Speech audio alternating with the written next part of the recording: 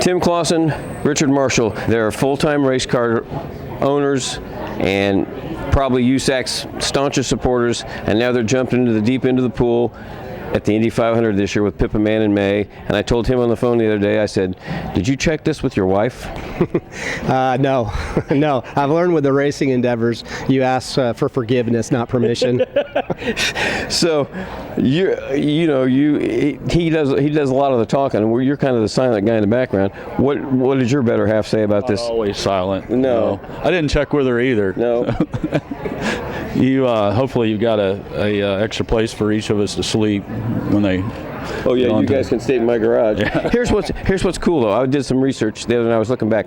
I think Dick Hammond might be the last full-time USAC participant that came to the Indy 500. Now you got to remember, A.J. Watson and Grant King and Bill Finley, they had USAC dirt cars and stuff like that. But you guys run midgets and sprint cars full time, 100 times a year, and this is the first time probably in 20 years something like this has happened, which is kind of cool because this is what it used to be. It used to be guys showing up at the Indy 500 with different cars and different ideas, and they didn't run the whole season. They just wanted to make the Indy 500. Yeah, no, I mean obviously for the way we race, the Indy 500 fits what we do. It's a couple weeks in May. We'll work our dirt stuff around it a little bit, but no, we're excited to do that, and to be able to do it as USAC, the latest USAC National Sprint Car Champion is big. I think that was important to both of us to be on this stage as champions for what we love to do. Was very important to us. Okay, how many times has Tyler Courtney called you up and said, "Now, do we have 2 cars in May?" Not yet, believe it or not. But see, I told Tim the other day, that's the natural progression is, I mean, Tyler's one of the outstanding USAC sprint car drivers, champion, and that's the kind of thing people are going to want to see. They're going to want to see the USAC guys. Oh yeah, no, absolutely, and and obviously, Bryan came here as a USAC guy in 2012, and then parlayed that into 15 and 16, and was looking forward to coming back for the rest of his career. Right. I think this gives Richard and I an opportunity to kind of put our foot in the water, learn what this is all about, and we're excited, and we'll get through this running, and we'll see what next year brings. Mr. Hands-on mechanic here. I don't know if you get your hands as dirty as he does, but you probably do. What about your crew? Have you guys already got a handle on who will be helping? Yeah, we've got several of them put together. We're still assembling the team as we speak, and I couldn't be more excited about it. I think we'll take the culture that we've developed at Clauson Marshall Racing and bring it into Gasoline Alley and see how it works.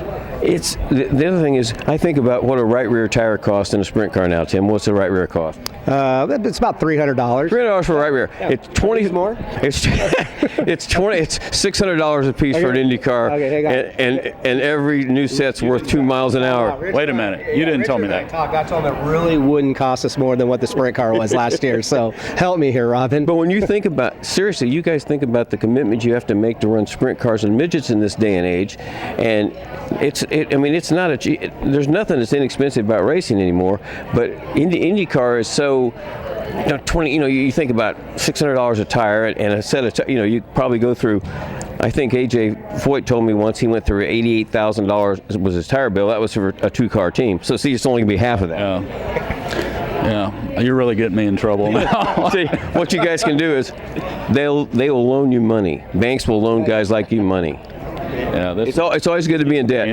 Robin, this is getting dangerous. No, it's not dangerous. But the other thing that's kind of cool is that what you have to, you're racing against guys that do this all the time. And there are some one-off teams and stuff like that. So it's really important to get a good if you get a good engineer and you get your driver comfortable, like Bryan told, when Bryan came here, I was interviewing Tim on live television, and he crashed on his 4th lap. He was going to be in the middle of the 4th row.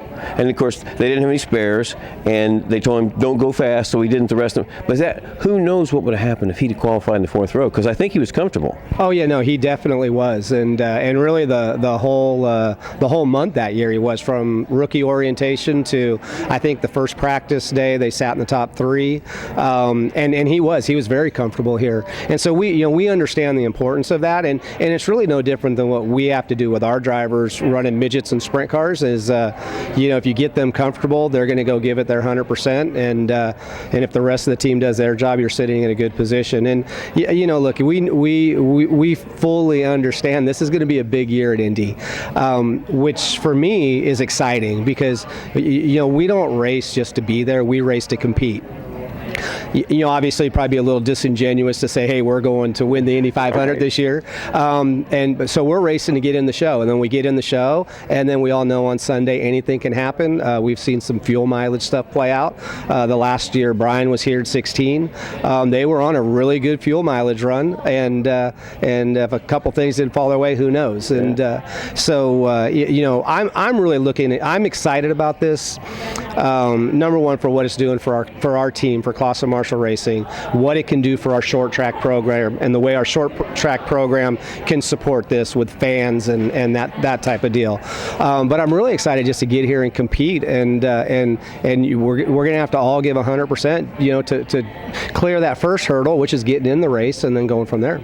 You think about this, 340 cars at the Chili Bowl. You guys had one of the 4 fastest cars. There might be 36 or 37 Indy, so you got to beat 3 or 4 cars. It's kind of you've been in this situation before. Oh, yeah, absolutely. The one thing that just came to mind that really is common amongst everything we've done is the people we get to do it with.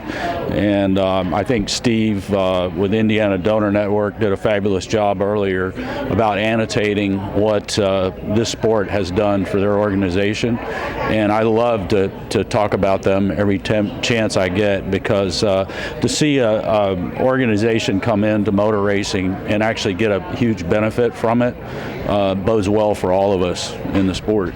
And Tim, you told me the other day, Pippa has been such a good spokesperson in this whole scheme of things for Driven to Save Lives. Yeah, no, she absolutely has, and I don't think a lot of people realize that the weekend, I want to say it was the weekend after the 516, we were racing Putnamville, and I see kind of a familiar face walking in, and it's Pippa, and she wanted to come experience what Bryan had talked about the whole month before, and she did, and through that relationship, her and I became really good friends.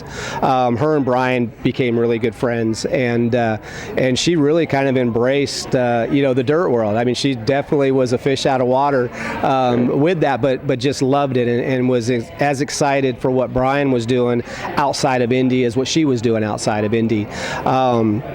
And then, with her friendship, when we lost Bryan, she really went to work helping advocate for her friend Bryan, and organ donation, and then Driven to Save Lives. And she has been just a wonderful ambassador, not only for the campaign, but also for us as a family. And as I mentioned earlier, a big part of this came from last year when she didn't qualify, and the way she handled herself after that. She could have walked away, thinking that she was never going to get a shot here again, so what did it matter? But she didn't, and she continued advocating for it, and it just really struck me that if this sport had more people like that, where could we go with it? And so again, Richard spoke to it perfectly. We've been fortunate to get to win a lot of races in our career at the short track level, and so we get to do it for more than just winning a race now. And there's not many people that get to say that. All right. Clauson Marshall Racing going to the Indy 500. See this right here? Tyler Courtney. Get a lot of this, you might get the second car next year. All right, thanks for watching RACER TV.